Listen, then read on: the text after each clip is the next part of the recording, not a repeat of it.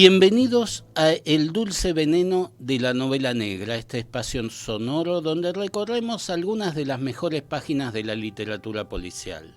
Soy Gabriel Weinstein y es un placer compartir este programa con ustedes. La novela negra nórdica parece seguir expandiéndose en este primer cuarto del siglo XXI. Digo nórdica y no escandinava porque este fenómeno se extiende más allá de la península conformada por Suecia, Noruega y Finlandia y abarca también Dinamarca, Islandia y Groenlandia.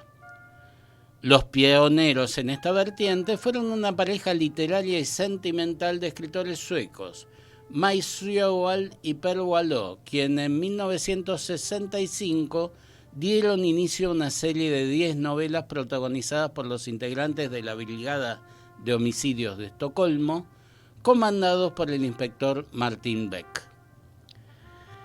Inspirados en las narraciones del Precinto 87 de Ed McBain, Sjöwall y Wahlöö, militantes comunistas, se propusieron que la serie expusiera una óptica crítica sobre la realidad de su país. El ciclo se interrumpió en 1975 con el fallecimiento de Wahlöö.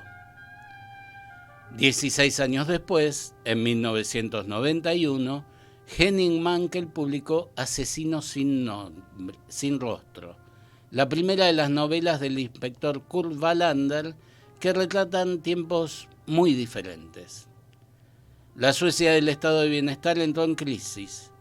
El asesinato del primer ministro Olof Palme, la existencia de organizaciones nazis soterradas, la multiplicación de las mafias a partir de la disolución de la Unión Soviética, la expansión del narcotráfico y el predominio del neoliberalismo en el mundo unipolar comandado por los Estados Unidos son algunos de los factores que contribuyeron al final de ese periodo idílico. La actual oleada de la novela negra escandinava tiene su punto de partida en las historias de Wallander, que impulsaron a muchos escritores y muchas escritoras a navegar en los extensos mares de la literatura policial realista. Menciono a las escritoras no solo por convicción igualitaria, sino porque afortunadamente son muchas las voces femeninas que contribuyen a este fenómeno literario. Entre ellas, Camilla Läckberg, Åsa Larsson y Lisa Marklund. Es imposible hablar de novela negra nórdica sin mencionar al extraordinario Stieg Larsson, autor de las 3 novelas del ciclo Millennium, una de las mejores expresiones del género en el siglo XXI. Si un lector aborda un libro de otro escritor u otra escritora queriendo descubrir al nuevo Stieg Larsson, como prometen todos los años las grandes editoriales, se va a ver defraudado. Es una estrategia publicitaria, una mentira para vender más libros. Lo mismo sucede con las secuelas de la serie Millennium escritas por otros autores. No hay otro Stieg Larsson como no hay otro Borges u otro Cervantes. Menciono al clásico español porque después de publicar la primera parte del Quijote, apareció una continuación apócrifa firmada por Alonso Fernández de Avellaneda, que buscaba sacar provecho de la popularidad de la obra del Manco de Lepanto. Más allá del fraude editorial, en la calidad se puede encontrar la calidad. En la cantidad se puede encontrar la calidad. Y hay excelentes autores y autoras que vale la pena leer. Hace unos días, en una conversación con Ernesto Villanueva, rector emérito de la Universidad Nacional Arturo Jauretche y lector del género, me preguntó si había leído las novelas sobre Sebastián Berman. Le respondí que no lo conocía y sentenció: tenés que leerlas, son muy buenas. Luego de unos días comencé con la lectura y pude constatar que, como suele suceder, Ernesto tenía razón. Por eso, este capítulo de El Dulce Veneno de la novela negra está dedicado a las novelas escritas a dúo por Hans Rosenfeld y Michael Hjorth, que tienen como protagonista a Sebastián Berman. Pero para comenzar a ponernos en clima, vamos con un excelente músico de jazz sueco.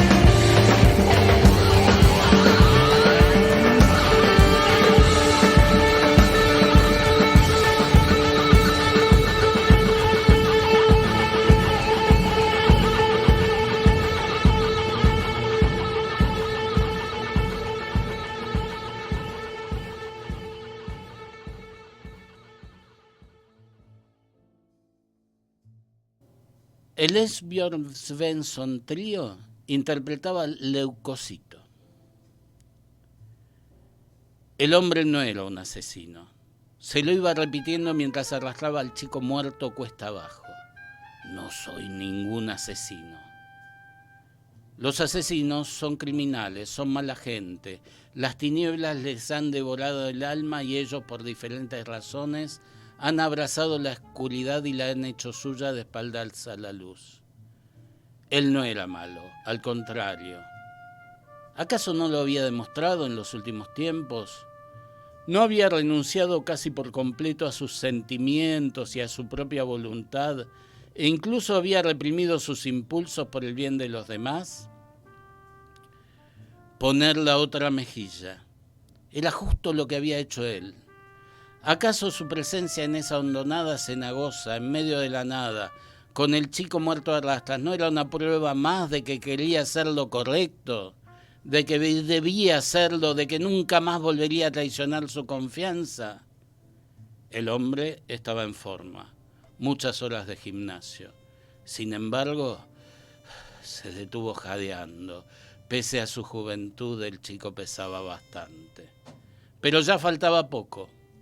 Lo tomó con fuerza por las perneras de los pantalones, que habían sido blancas, pero parecían casi negras en la oscuridad. Había sangrado mucho. Sí, era malo matar.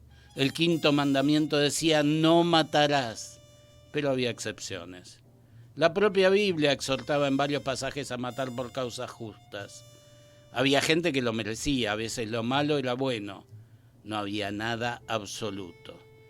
Y si la intención no era egoísta, si la pérdida de una vida podía salvar otras, dar una oportunidad, permitir otras vidas, ¿cómo era posible entonces que el acto fuera malo si el propósito era bueno? Esta es la apertura de Secretos Imperfectos, la primera novela de Michael Hjorth y Hans Rosenfeld, publicada en 2010. En el inicio de la historia, una comisaría de Västerås, una ciudad sueca ubicada a unos 100 kilómetros de Estocolmo, para denunciar la desaparición de Roger, su hijo de 16 años. Es sábado a la tarde. El adolescente estuvo en la casa de su novia hasta el viernes a las 10 de la noche y desde entonces no se sabe nada de él. No volvió a su casa, no está con sus amigos, ni atiende el teléfono. El lunes a la tarde, uno de los agentes de la comisaría, Thomas Haraldsson, descubre que sus compañeros no han hecho nada para investigar la desaparición, pese a que deberían haberle otorgado prioridad máxima por tratarse de un menor.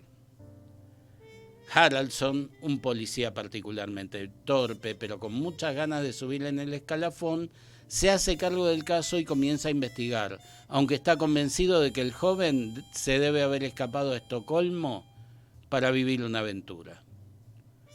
Una semana después aparece el cadáver de Roger en una laguna de un bosque cercano a la ciudad. Al cuerpo le han arrancado el corazón. Ante la magnitud del crimen, la jefa de policía de Västerås decide delegar la investigación en un equipo altamente especializado, la unidad de homicidios, que tiene sede en Estocolmo.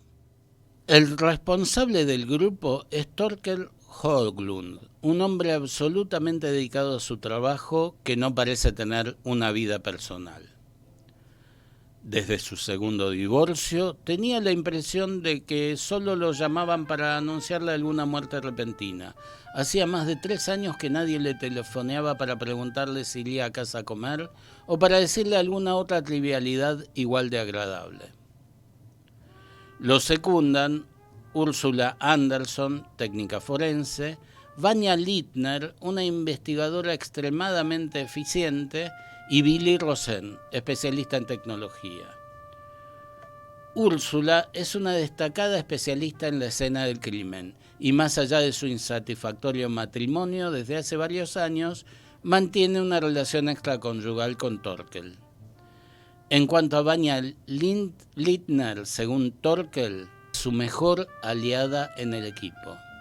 A pesar de su juventud, acababa de cumplir 30 años, se había convertido en un agente de policía hecha y derecha en los 2 años que llevaba trabajando con él. Era tan buena que hasta le daba rabia. Era el tipo de policía que al propio Torkel le hubiera gustado ser a su edad. Billy es el más joven de la unidad. Es el personaje menos desarrollado en esta novela, aunque adquiere una importancia mayor en las posteriores.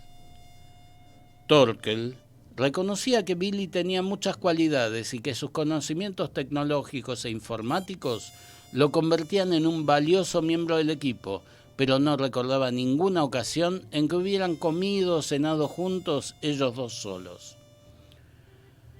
Con Billy la conversación no fluía fácilmente. A Billy le encantaban las noches en los hoteles. No había un solo programa de televisión entre las 10 y las 2 de la madrugada que no viera y no le gustara comentar. Televisión, películas, música, videojuegos, ordenadores, teléfonos móviles, revistas extranjeras que leía en la red. Con Billy, Torkel se sentía como un dinosaurio. Sebastián Berman, un psicólogo especializado en perfiles criminales que en el pasado colaboró con la unidad de homicidios, también está circunstancialmente en Bastelás para vender la casa de su familia, que está deshabitada ya que su madre falleció recientemente y su padre murió hace más de 2 décadas. Sebastián es el personaje más original e interesante de esta serie de novelas. 12 años atrás, en 1996, su actuación fue determinante para apresar a un asesino en serie, Edward Hinde. En base a esa experiencia escribió varios libros y se convirtió en una personalidad pública muy conocida luego de participar en numerosos programas de televisión y radio. Sebastián tiene una gran capacidad para comprender a las personas, pero le es imposible empatizar. Es profundamente egoísta. Hasta sus acciones de aparente generosidad siempre son motivadas por el beneficio propio. Puede ser hiriente con las personas que lo rodean y hasta muy dañino. Su profunda comprensión de la psicología le puede servir para entender algunas de las situaciones que vive, pero jamás para modificar sus acciones. Sebastián tuvo una infancia infeliz. Había pasado la vida entera huyendo de sus progenitores, de su padre, con quien se había enfrentado desde la adolescencia, y de su madre, tranquila y digna, pero nunca de su parte, nunca. O al menos así lo sentía él. Más allá de lo vivido en el pasado, tuvo un periodo de felicidad cuando encontró el amor de Lily, su esposa, que se acrecentó con el nacimiento de Sabine, su hija. Sin embargo, esa etapa fue breve. Ambas murieron en el tsunami del 2004, mientras los tres estaban de vacaciones en Tailandia. Desde entonces, una pesadilla recurrente lo tortura todas las noches. En el sueño se reproduce la situación que vivió junto a su hija de 4 años cuando el cataclismo los alcanzó en el mar. Una y otra vez revive en sus sueños el momento en que la mano de la niña se desprendió de la suya pese a sus desesperados intentos por retenerla. Nunca encontraron el cadáver de Sabine. Con la muerte de su esposa y de su hija, su vida quedó destrozada. En un principio buscó alivio para su angustia en el alcohol, pero no fue suficiente. Probó automedicarse con psicofármacos cada vez más potentes hasta llegar a los derivados de la morfina, pero dejó definitivamente el alcohol y las drogas cuando se dio cuenta de que vivía aturdido, que era incapaz de completar un razonamiento, que había perdido la agudeza de su intelecto, la característica de su personalidad que consideraba más valiosa. Había vuelto a dedicarse a lo único que conocía que podía aliviarle el dolor, las mujeres. Otra promesa que había roto. Desde el instante en que conoció a Lily y decidió serle fiel, no se había apartado nunca del buen camino. Pero no conocía otro remedio contra el sueño desgarrador que lo visitaba cada noche, ni contra los días vacíos y sin sentido. La casa de nuevas conquistas y los breves momentos transcurridos en compañía de diferentes mujeres llenaban su vida, o al menos lograban desplazar fugazmente la sensación de impotencia. Como hombre, como amante, como ave de rapiña en constante cacería, se sentía capaz de funcionar. Era una capacidad que, a pesar de todo, había conservado. Se alegraba de que fuera así y a la vez tenía miedo. Miedo de no ser más que eso, un hombre solitario que llenaba su tiempo con la compañía de mujeres jóvenes o mayores, estudiantes o colegas, solteras o casadas. No discriminaba, solo tenía una regla: conquistarlas. Las necesitaba para sentir que no era un ser carente de todo valor, que estaba vivo. Sabía muy bien que su conducta era destructiva, pero la aceptaba y trataba de no pensar que algún día tendría que buscar una salida. Berman cortó toda relación con sus progenitores hace más de 3 décadas. Nunca volvió a comunicarse con ellos. Mientras revisa la casa de su madre fallecida, encuentra unas cartas de 30 años atrás dirigidas a ella. Las escribió una mujer que fue una amante ocasional de Sebastián y quedó embarazada. Ella quería comunicarse con Berman, pero la madre de Sebastián no podía ayudarlo dado que desconocía el paradero de su hijo. No tenía ningún contacto con él. La noticia conmociona a Sebastián. Evalúa que es posible que tenga un hijo o una hija y que tal vez, si lo encuentra, se transforme en la manera de salir de la angustia que lo asfixia. Intenta ponerse en contacto con su examante, pero ni siquiera la recuerda y fracasa en sus intentos por ubicarla. En Suecia hay una enorme cantidad de mujeres con el mismo nombre, Anna Eriksson. De manera casual, se encuentra con Torkel luego de 12 años sin tener contacto. Entonces se le ocurre que la única posibilidad de encontrar a su examante es recurrir a los archivos informáticos de la policía, pero él como ciudadano común no tiene acceso ni puede pedir los datos que necesita. Por eso busca a Torkel y le pide que lo sume a la investigación en curso. Torkel en principio rechaza la propuesta, pero Sebastián le habla de su vieja amistad y le recuerda algunos favores que le hizo cuando trabajaban juntos. Finalmente el policía acepta incorporarlo al equipo. Desde el inicio su presencia es motivo de discordia. Úrsula lo detesta y su comportamiento agresivo, profundamente despectivo hacia quienes lo rodean, provoca que el resto del grupo, incluido Torkel, comparta ese sentimiento. En principio, Sebastián no tiene ningún interés en participar de la investigación. Solo quiere tener acceso al sistema para averiguar el paradero de su examante, pero debe hacer algunos aportes para justificar su presencia en el equipo. Dada su capacidad profesional, sus contribuciones son siempre brillantes. Hasta aquí, con el planteo argumental de Secretos Imperfectos, la primera novela de la serie. Vamos a la música.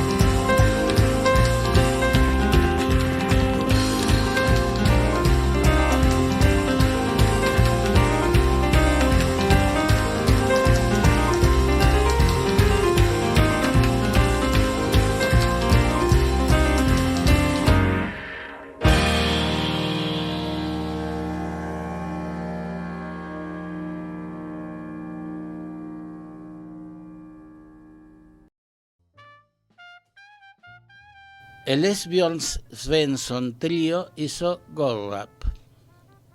Cuando elegí la música de Esbjörn Svensson, no sabía aún que este músico había nacido en Västerås. El eje de la historia se articula en la resolución del crimen. La investigación es complicada. Las características del crimen, en particular el que le hayan arrancado a la víctima el corazón, en un principio me hicieron suponer que estaba ante una historia de asesino psicópata, pero afortunadamente no es así. La unidad de homicidios es muy eficiente. A medida que avanza en su labor, aparecen nuevas hipótesis sobre el crimen, pero las diversas líneas de investigación que encaran los policías no parecen ser muy acertadas. El desarrollo dramatúrgico de la novela es muy sólido. No se trata solo de una investigación criminal. A su alrededor, los autores desarrollan varias líneas paralelas que confluyen con el tronco principal y tienen que ver con los complejos y contradictorios vínculos emocionales entre los personajes. Si bien Sebastian Berman es el personaje principal, no es el protagonista exclusivo de la novela. Los autores desarrollan una forma narrativa muy interesante, una especie de novela coral, pero a diferencia de lo habitual en este tipo de relatos, no se desarrolla en primera persona sino en tercera. Hay un narrador omnisciente que va siguiendo a cada uno de los personajes principales y que cuenta la historia de acuerdo a lo que cada uno de ellos hace, ve, piensa y siente. Los autores no caen en el mecanicismo de dedicar un capítulo a cada personaje. En cada capítulo siguen las acciones de varios de ellos, y aunque no siempre explicitan el nombre del protagonista de ese pasaje, el lector no se desalienta. Los elementos del contexto y sus pensamientos dejan claro siempre de quién se trata. Una muestra de la formidable habilidad narrativa de Hjort y Rosenfeld. Cada uno de los personajes tiene importancia en la narración. Berman es el protagonista tal vez porque actúa como impulsor o catalizador de los conflictos personales, pero todos los personajes son tridimensionales, tienen vida propia, sentimientos profundos, contradicciones, deseos, sueños, defectos, aciertos y errores, fortalezas y debilidades. Los escritores prescinden de los clichés, de los lugares comunes. Sebastian Berman se destaca por lo agudo de su pensamiento, pero también por su capacidad de lastimar a todos los que lo rodean, por el profundo desprecio que muestra hacia las otras personas. Un buen ejemplo es el momento en que Torkel le anuncia al equipo que Sebastián se incorpora al grupo de... Sebastián va a trabajar un tiempo con nosotros. Breve silencio, intercambio de miradas, sorpresa, rabia. ¿Con nosotros? Torkel notó que Úrsula apretaba de un modo ostensible la mandíbula. Era demasiado profesional para insultarlo o echarle una bronca delante del grupo, pero Torkel se dio cuenta que era precisamente lo que habría querido hacer. La había defraudado de doble forma. Por un lado había vuelto a meter a Sebastián en su vida laboral y por otro, lo que probablemente era mucho peor, no le había dicho nada de sus planes durante el desayuno ni durante el camino hacia la comisaría. Sí, Úrsula estaba furiosa y tenía razón.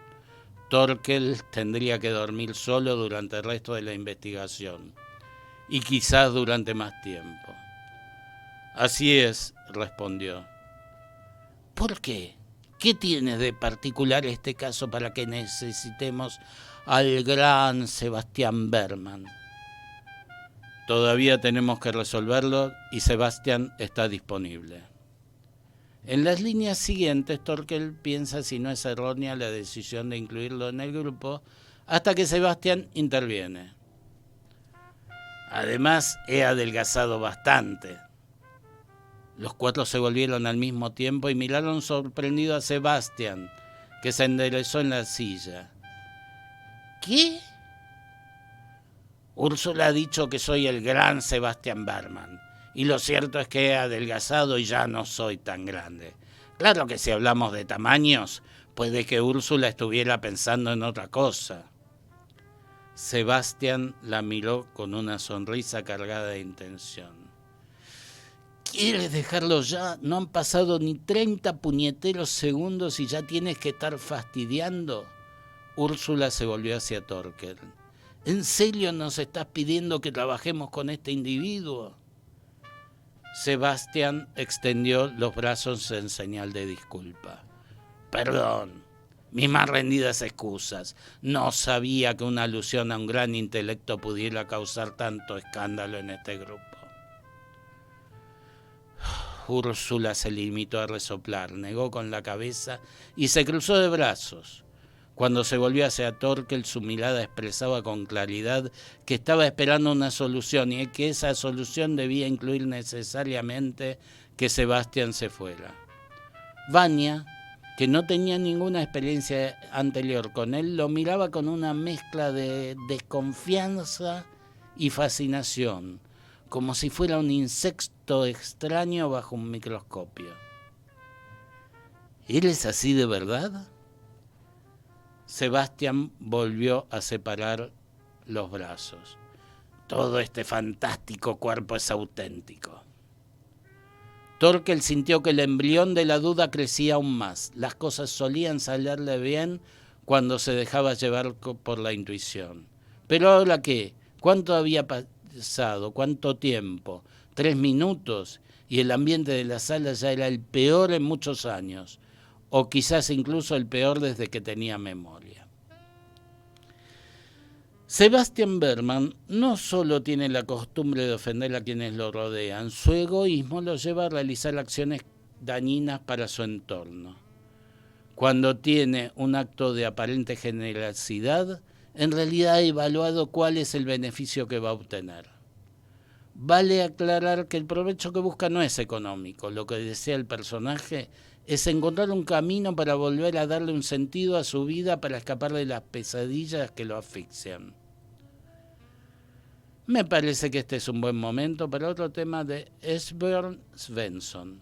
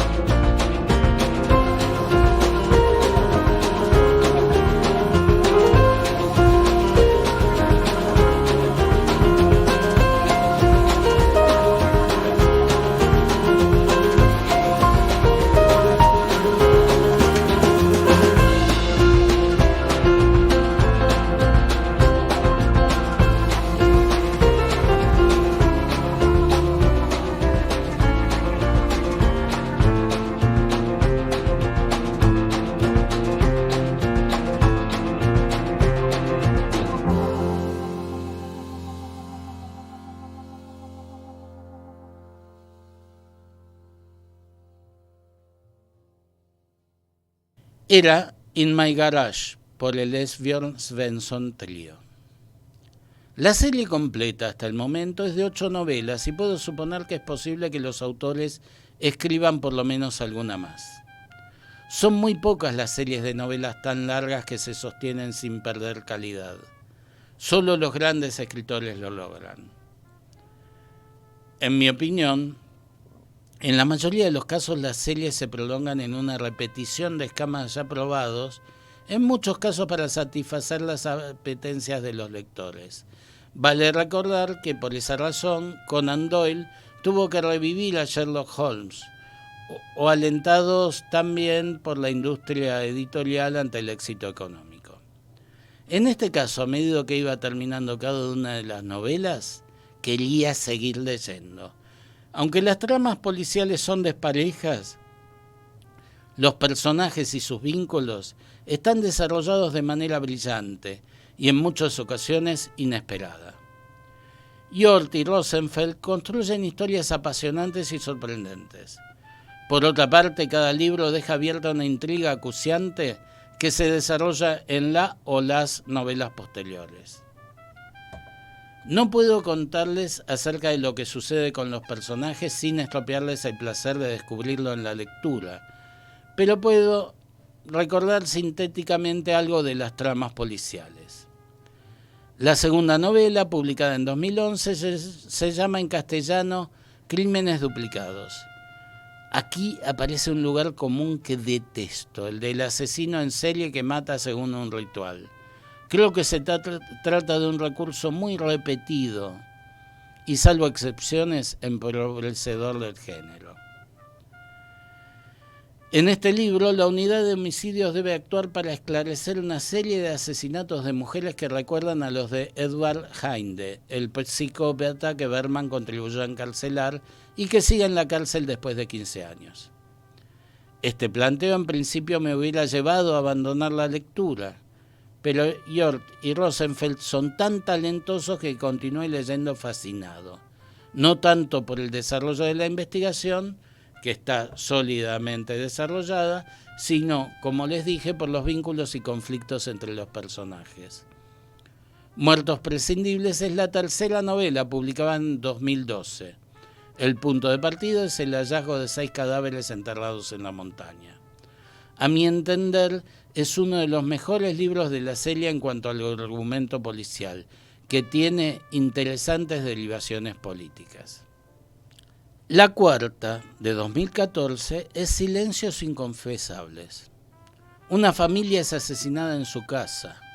Solo una niña puede huir, pero nadie sabe dónde está. La intriga policial está muy bien construida, pero por otra parte, Sebastian Berman protagoniza un giro dramatúrgico inesperado que enriquece al personaje y multiplica el interés por la serie. No me cabe duda que Castigos Justificados del 2015 es un paso atrás, ya que la trama policial resulta a mi entender un tanto inverosímil. De nuevo estamos ante un asesino en serie con algunas características poco creíbles desde el punto de vista de un policía realista, aunque se sustenta en algunas convenciones de lo que podemos llamar el subgénero sobre asesinos psicópatas. Cuando estaba avanzado en la lectura dudaba de si continuar con la serie, pero en el final los autores incluyeron una sorpresa que me obligó a leer la novela posterior. Sinceramente se lo agradezco a Hjort y Rosenfeld, porque en las entregas siguientes los autores vuelven a levantar el nivel. Para no aburrir no voy a seguir con detalle novela por novela. La sexta, Mentiras consentidas, desde 2018, la séptima, Verdades enterradas, de 2021, y la octava, Culpas compartidas, de 2023. Solo voy a decirles que el interés por la historia de los personajes es creciente, cuesta interrumpir la lectura y que en la octava hay un quiebre muy importante que deja potentes interrogantes respecto a lo que sigue y el deseo imperioso de que llegue la novela entrega del ciclo. Un detalle respecto a los títulos de los libros. Como suele suceder, los editores prefirieron cambiarlos, pero debo reconocer que tienen relación con el contenido de las novelas y tienen una sonoridad particular que se mantiene a lo largo de la serie. Esta práctica, que muchas veces actúa en desmedro de las obras, en este caso hasta podría ser un acierto. A esta altura del programa, creo que algunas y algunos de los oyentes se preguntarán quiénes son los autores, Michael Hjorth y Hans Rosenfeld. Carl Michael Carlson Hjorth, conocido como Michael Hjorth, nació en 1963 y es uno de los más prestigiosos productores y guionistas de cine y televisión de Suecia. Entre sus guiones se destacan adaptaciones cinematográficas y televisivas de las novelas de Henning Mankell y de Camilla Läckberg. Entre otros trabajos creó la serie sueca The Bridge, que además de ser exitosa en su país, tuvo adaptaciones estadounidenses y británicas. Un detalle curioso: desde su pubertad tuvo un crecimiento desmedido, por lo que fue tratado con hormonas de crecimiento para limitar su estatura. Alcanzó su altura actual de 2,6 metros a los 14 años. Desde 2010, Michael Hjorth y Hans Rosenfeld escriben juntos la serie de novelas sobre Sebastian Bergman, que se ha publicado en más de 30 países. Los autores han participado en numerosas entrevistas que nos permiten conocer detalles de su actividad literaria.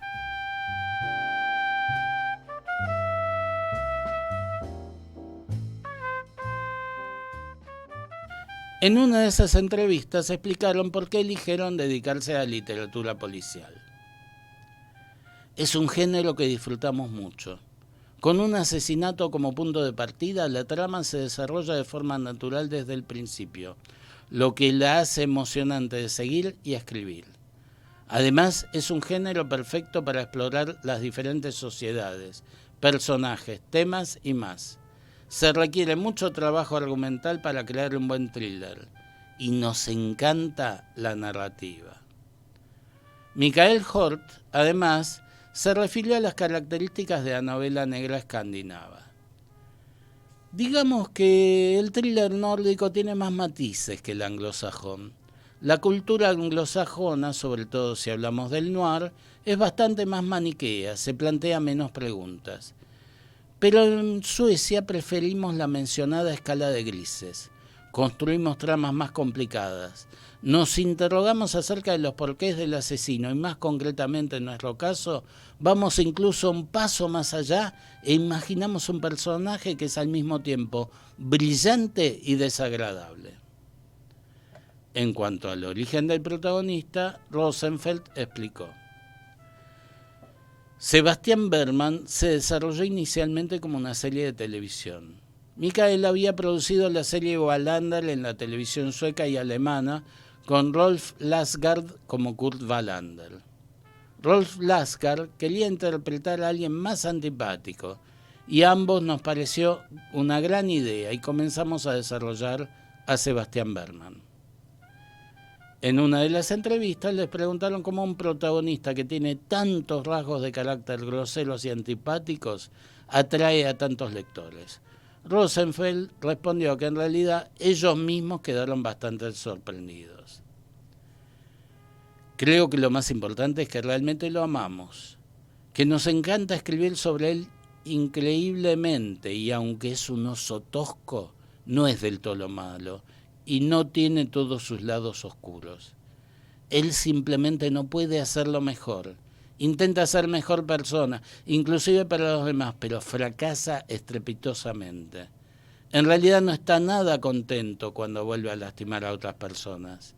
Sin embargo, no hay forma de detenerlo, y eso tiene todo que ver con su traumático pasado. Al final, a quien más hiere con sus acciones es a sí mismo.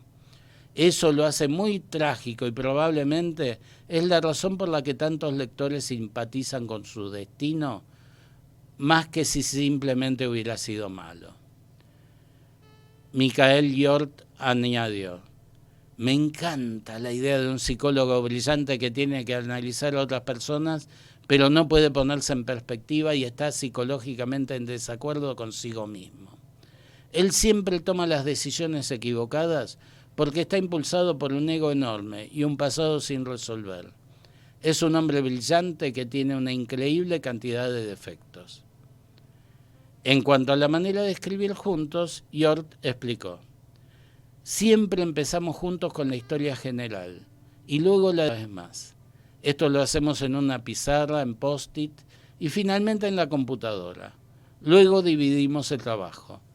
Recuerdo que en el primer libro dividimos las escenas. Rosenfeld acotó: ocurrió de manera bastante espontánea. Nos miramos y nos dijimos: tú tomas esta escena y yo tomo la siguiente. Y Hjort completó: más tarde descubrimos que teníamos preferencias por ciertos personajes. En el segundo libro, por ejemplo, Hans escribió más sobre Haraldsson y yo me encargué de Thorkel. Con Sebastian, en cambio, nunca nos separamos. Luego comenzamos a dividir el trabajo entre las diferentes líneas argumentales porque de esa manera nos resultaba más fácil mantener una visión general. En otra de las entrevistas dejaron vislumbrar algo sobre el futuro de la serie. Habrá más Berman después de Culpas Compartidas, pero en un escenario nuevo que nos permitirá mantener la frescura del personaje y sus misterios. Queridas y queridos oyentes, llegamos al final de este capítulo.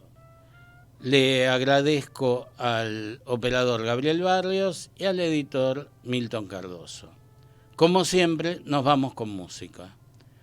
Él es Björn Svensson Trio y su versión de Round Midnight.